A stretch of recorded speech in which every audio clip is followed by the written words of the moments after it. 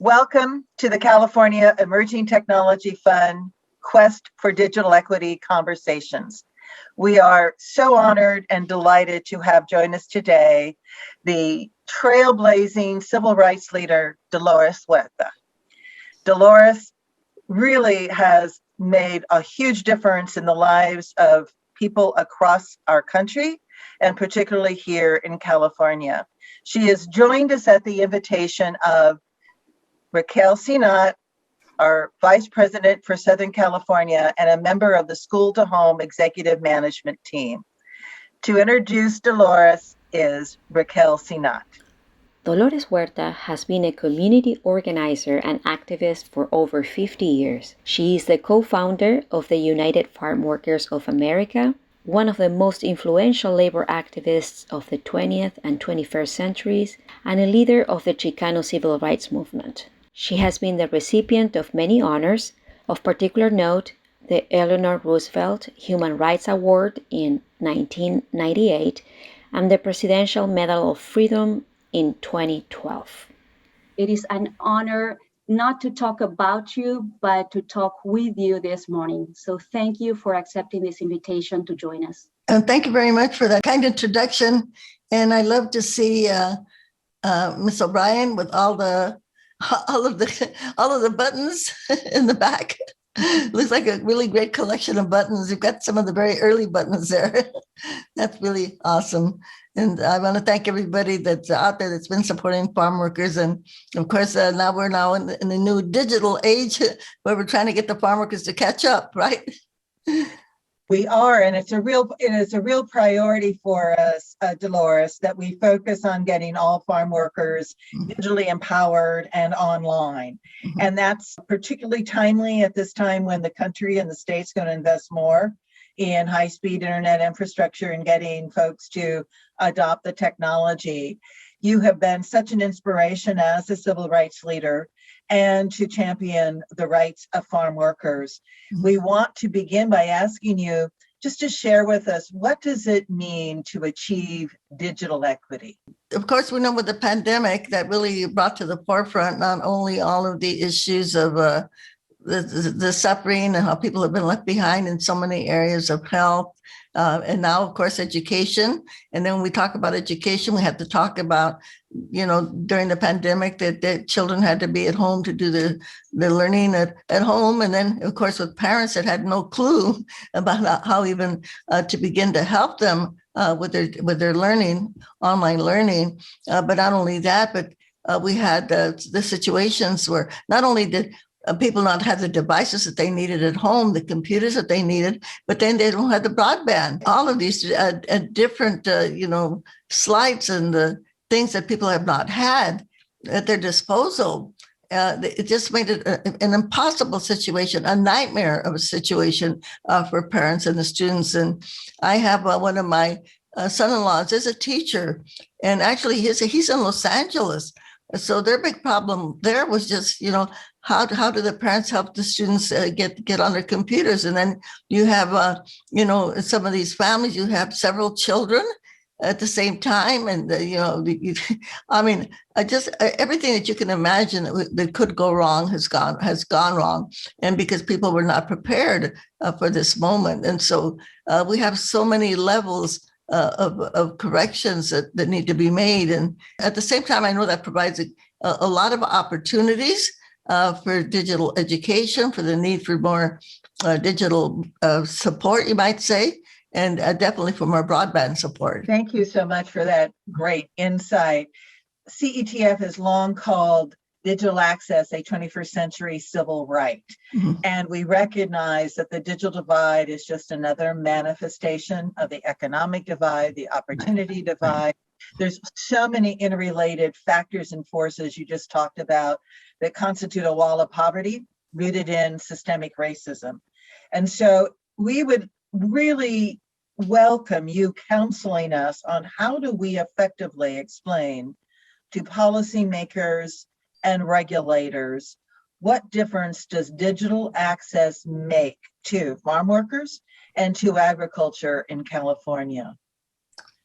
Well, in terms of agriculture, I think because in California, we do have agribusiness.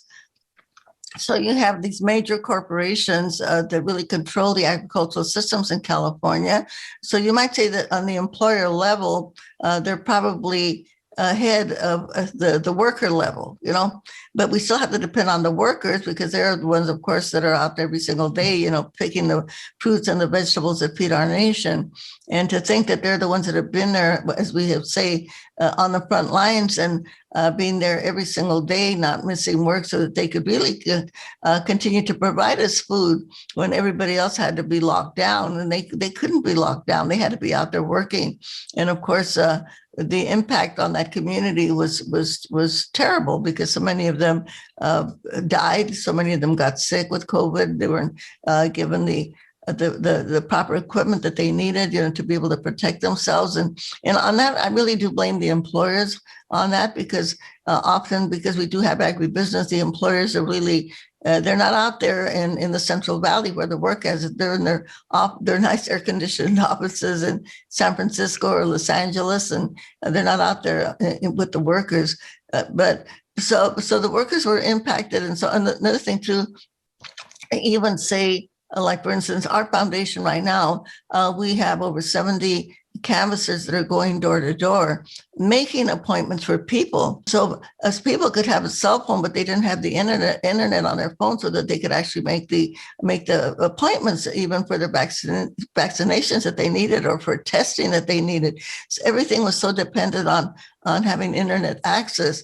And so they were left completely out, completely out. Right now we're like I say, we're actually making the appointments for people because they don't have their devices, don't have the ability. Many of them have these simple cell phones, so they could just only make calls, but they don't have access to the internet. So anyway, it's been a big nightmare for the farmer community. It absolutely is, and you and I both grew up and went to school in the Central Valley, in the San Joaquin Valley. You were going to high school in Stockton while I was going to high school in Livingston. And it just, no one can imagine what it's like working out in the fields at 100 degrees weather or more unless they've done that. And so you referenced so many folks don't understand what the conditions are like. You also talked about all the canvassers you have. I think this is an opportunity maybe to join forces to get the word out about also how people can sign up for affordable broadband so that they can take that cell phone or a different device and be connected. You, with your foundation, have the Cinos Unidas. So working out neighbor to neighbor in community.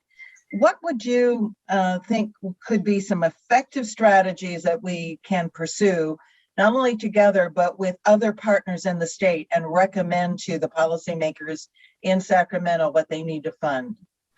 Well, we have to start, I think, at the very top with government. And I'm glad to see that President Biden's infrastructure plan. Part of that infrastructure plan is to be able to make sure that we do have broadband especially in our rural areas of the state, which right now it's not many places. They would have to drive a truck or a truck and be able to take it to an area where they would have a hotspot. Right. And so during the time when kids were learning, I mean, it's actually incredulous that we didn't have the foresight to see that something like this could happen in the future. So we've got to start at the government level at the top to make sure that we do have broadband accessible for everyone. And I think that's got to be a priority because I think, and even if the pandemic ends, but maybe say by the end of the year that the pandemic is finally controlled, but we're still going to have these needs, and then we have to make sure that all of the families have the devices that they need, and so that they can connect, and then we have to come to another level to make sure that we have instructions and education on how to use the devices in the first place. So it's very complicated, especially for older people. And sometimes people don't really have haven't really been prepared to have the educational level that they need. Even in our canvassing that we do, we have to make sure that the people that we hire to do the canvassing, that they have the technical competency. And so at the same time that we have all of these issues and problems, it also provides great opportunities for education so that we can come down in the community and really teach people how to use the internet, how to work their computers. And it's also, I want to say this, it's a crisis. It's critical.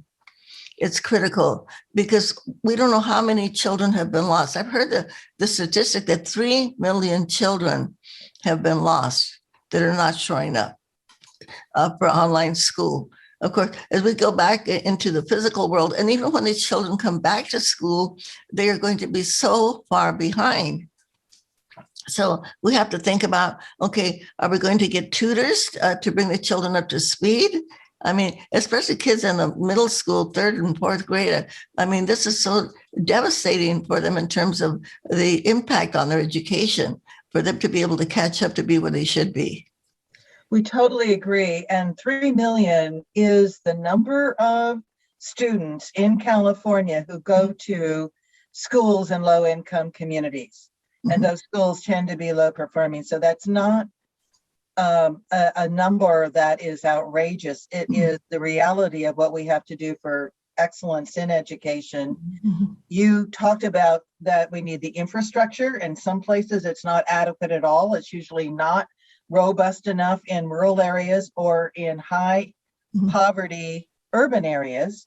We have a great slogan by a founding director of the California Emerging Technology Fund, former state senator Martha Escutia, says we can't hotspot our way out of the digital divide. We actually have to have good infrastructure. I think what Martha said, Dolores, you would agree is totally right.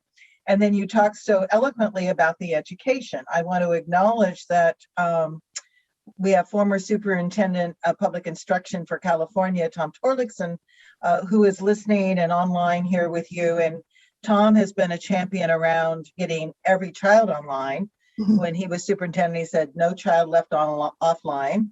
And he has been helping us reach out to all the schools. But you know from your son teaching in Los Angeles that there has to be the device. You have to really help the student and the teachers learn how to use those devices and engage the parents. How could we advance that concept that you just underscored together? Where do we go and who do we talk to make it happen? We can make the internet like a public utility. I mean, because if people have their phones, but they don't have that connection to the internet, and then they can't afford it. Okay, there's also a cost that is involved. And so maybe, and I know this is thinking long term, but who knows, coming out of this pandemic, a lot of things are going to be possible that were not possible before. And thankfully, we have a visionary leadership in the White House and also in California, so that everybody can have access to the internet. It isn't something that you have to buy. That it would be like when you pay your water bill or your gas bill, your electricity bill, that this is something that you would pay into, but not have it to be like an economic burden on families that they have to pay for the internet. And if you can't pay it, then you're just out of luck, and your whole family's out of luck. Your kids are out of luck. And they're, again, going to be left further behind. That's so right. It is one of the reasons that we have advanced the Digital Equity Bill of Rights. Susan Walters, our senior vice president, our communications team, has done a great job. We've got about 1,000 people who signed on so far to ask both the state and the federal government to embrace the Digital Equity Bill of Rights. And we would love to join forces with you and feature your comments as a way to get others to sign on to the Digital Equity Bill of Rights. We also think it's really important to get funding targeted to all publicly supported multi-unit housing, and that would include all farm worker housing. Raquel Sanat has been our champion around getting housing connected. Assemblymember Gibson and Wendy Carrillo have authored AB 1425, and we really need to get that through. We were fortunate that recently the Assembly Committee on Communications, chaired by Miguel Santiago, actually put that bill out, but we have fierce opposition right now from industry. So we again want to get targeted the funding to get connected and the funding for devices and for digital literacy training for all residents in Wow. farm worker housing. Let's see what we could do around that. That sounds like an opportunity, Dolores. Yeah, well, we'll definitely try to work on that. Is the bill still alive?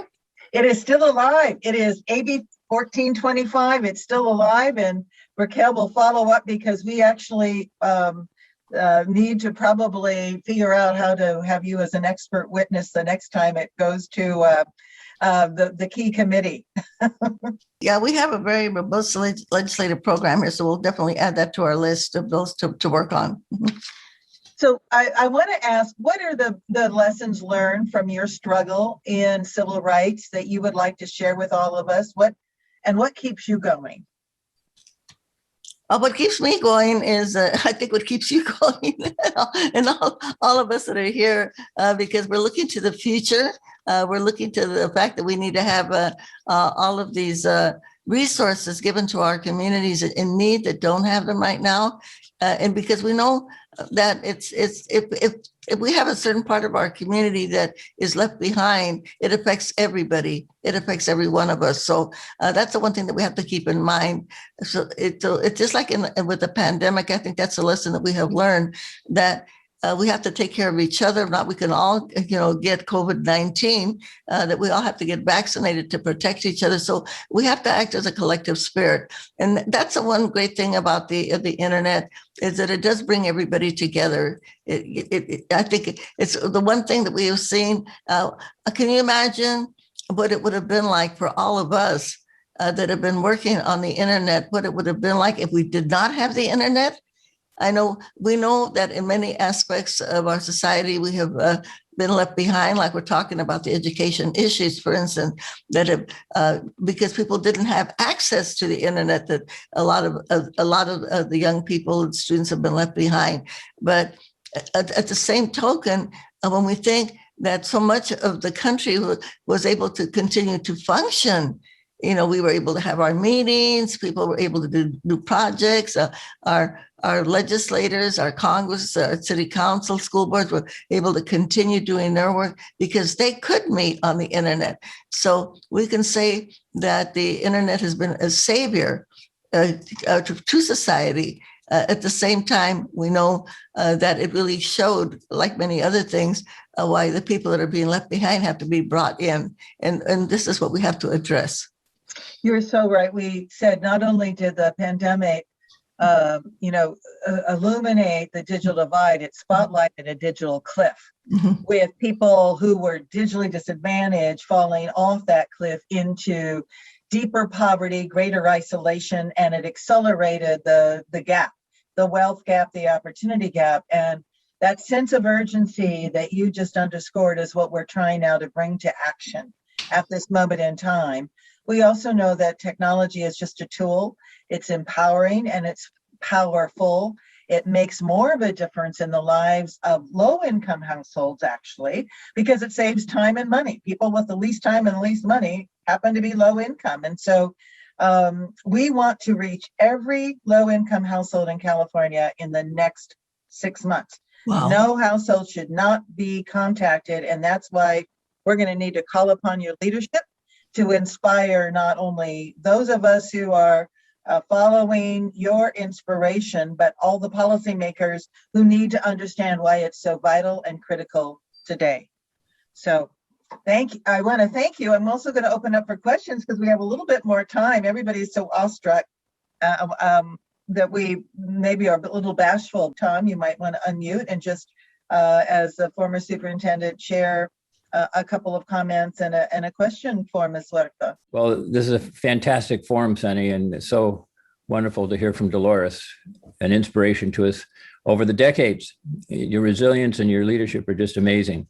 So, and I appreciated the comments directed towards education. We have 10,000 schools. We have that 3 million students who are disconnected in some way from from school and falling behind. So the challenges are enormous, but I like the way you both and your panel looks at opportunity.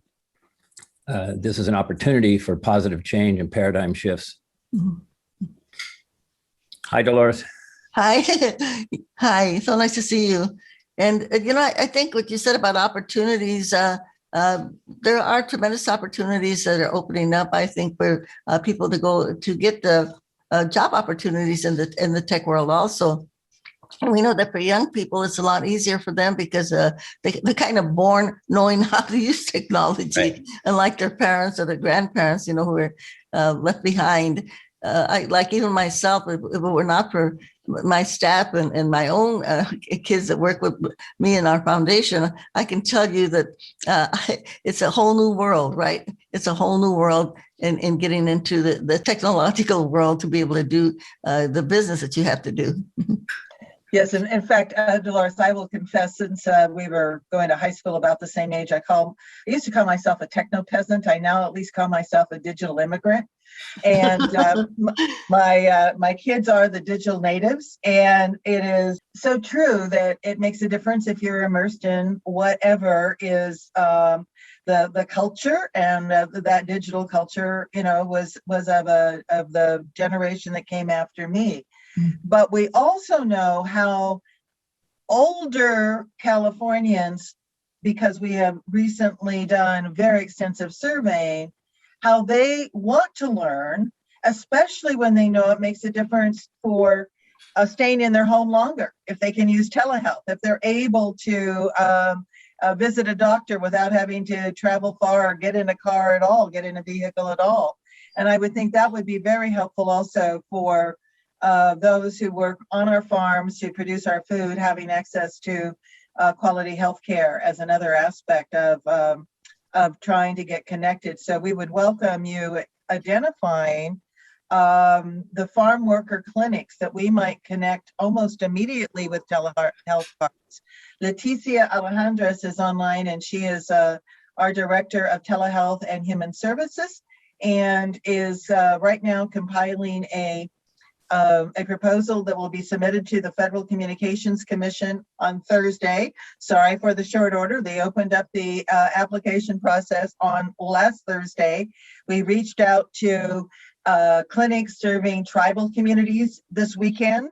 But we would certainly love to have any clinics that you're aware of, Dolores, that or that you've worked with, that we should really do extra outreach to see if there's an opportunity to bring them in. I think that's a great idea, because you do have these community clinics that are in the rural areas, and they would be perfect to be able to connect with them. And there are chains of clinics. You have the Omni Health Centers that are here in many parts of the Central Valley. In fact, my son was the attorney, the previous attorney, and the director of that clinic. It actually was a protege of my ex-husband, Ventura Huerta, who set up these migrant health clinics throughout the United States of America. And then we have the Sierra Vista Clinic, and the Kaiser, by the way. Kaiser also, with our foundation, we have all of our employees are under Kaiser, and they also are in the rural areas, and they are already doing some telemedicine. So they would actually be a good person to partner with. And I must also then give an opportunity to Agustin Orgales and his daughter to express her appreciation and maybe even ask a question. So Agustin, do you want to join us and introduce Hi, Dolores. I'm here serving as the principal for my kids that are attending school distantly since my wife went back to work at school. So this is my daughter, Andrea, and she has a comment. But before we do that, I did want to take this opportunity, since you embody so much the concept of leadership. On May 12th, my program, School to Home, we support underserved schools with the effective integration of technology. Mm-hmm.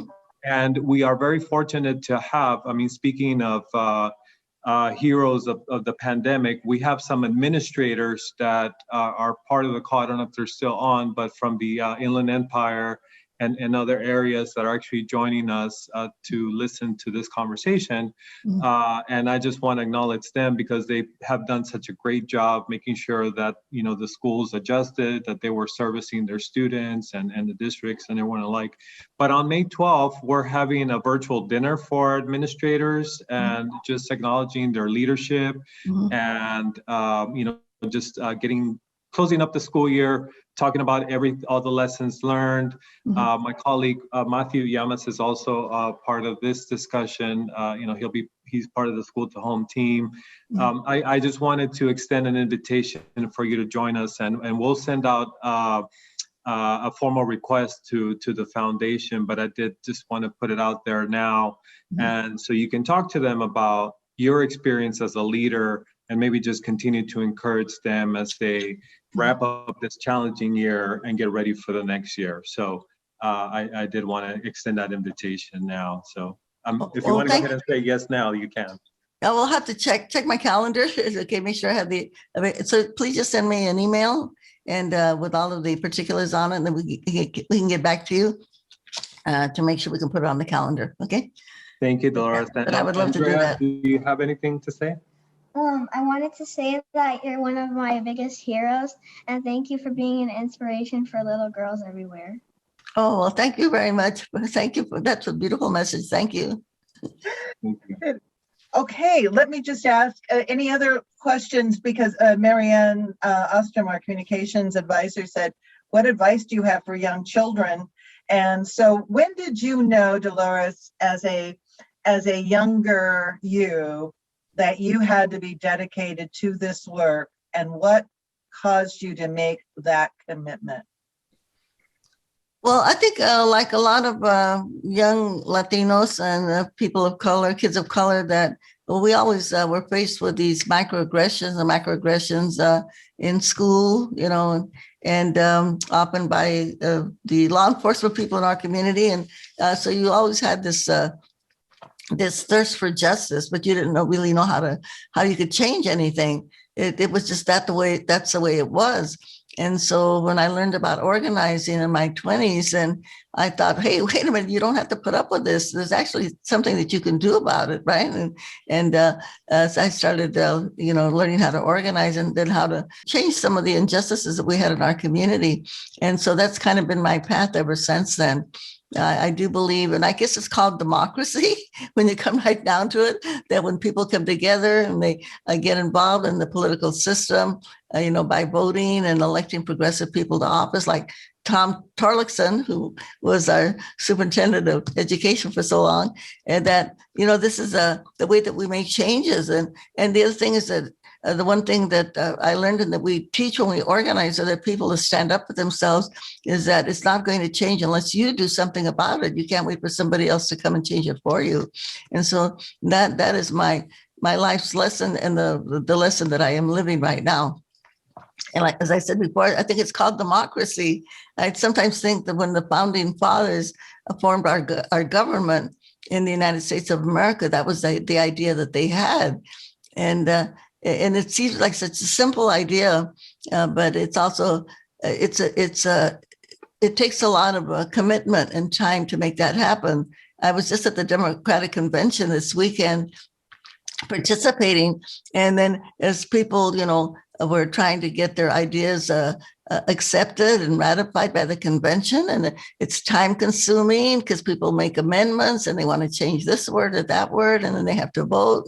But I think it's also beautiful if we can understand that we can make the changes, but it's not going to happen unless all of us participate, all of us get involved, and that we take the actions that we need to be able to get what we need and to accomplish it, and to put it into legislation, into a law, such as the law that you were talking about earlier, that we need this, what is it, AB 1425? It is, Dolores. And I think the focus in on the publicly subsidized housing, multi-unit complexes, be they the housing authorities that government has or affordable housing organizations and nonprofits have, or the farm worker housing, we are explicitly wanting to help the residents who, by definition, are the poorest of our neighbors.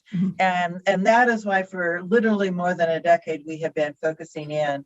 We got some real championship on this when Julian Castro became director of HUD, Secretary of the U.S. Housing and Community Development, Urban Development for the country.